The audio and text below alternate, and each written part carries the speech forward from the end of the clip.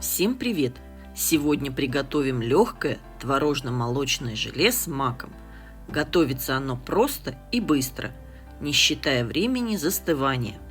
Приготовьте такую вкуснятину и порадуйте себя вкусным и полезным десертом. Итак, подготовим необходимые продукты.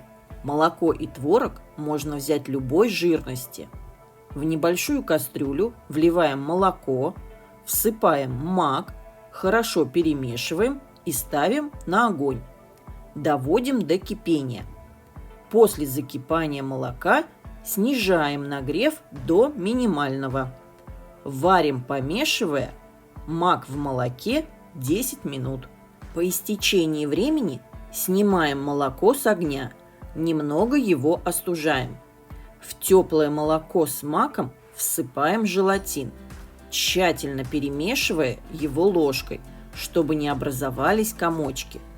Оставляем смесь в таком состоянии на 5 минут, чтобы желатин немного набух.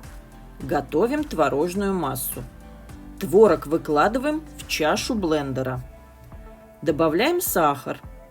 Взбиваем творог с сахаром до однородности. Вливаем молоко с маком и взбиваем еще минуты 2. Раскладываем десерт по креманкам. У меня получилось 3 креманки, примерно по 100 мл в каждой.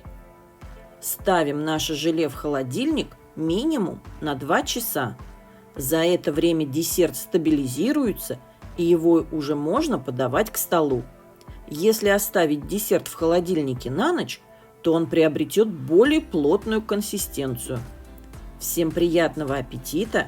Пока-пока!